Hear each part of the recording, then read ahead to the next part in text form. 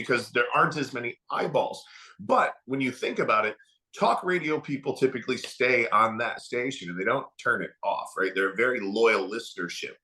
And like you also get the repetition in, and people tune in and tune out at different times. So like the funny story, I was over at a friend's house at a little church group type gathering.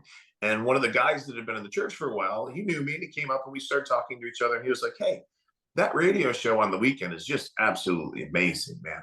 He's like, "I don't know how you come up with new stuff to talk about every single week." And I went, "Well, what are you talking about?" And he goes, "It just must be really difficult to come up with the content." And I said, "Dog, you're listening on 770 ESPN, right?" He goes, "Yeah." I said, "I've been playing the same show on that station for 2 years." What do you mean? I had been playing the same show for 2 years. Now think about it. You got different marketing pieces, right? Some work, some don't.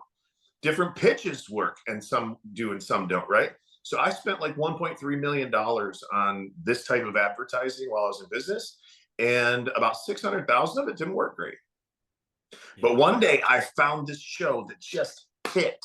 And then the next week that I was supposed to go into the station at 6 a.m., I was sick. So I called my producer. I said, "Hey, will you just run the show from last week? It did amazing."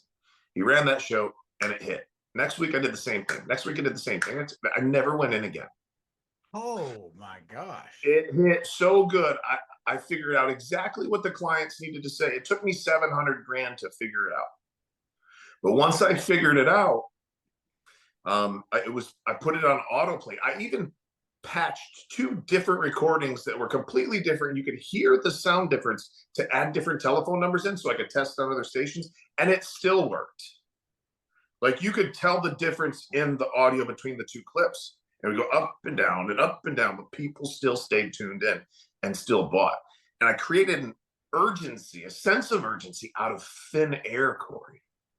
It didn't matter whether it was January, June, October, it didn't matter. People were tuned in, and I got them emotional, and then I gave them an opportunity to become a part of the family, and they did. And the biggest challenge we had, Corey, was, Saturday and Sunday mornings, people didn't want to answer the phones, and answering services suck. And we tried that and it didn't work. And so that was the biggest challenge. But today, we don't have to worry about that because we have our artificial intelligence to answer the telephone.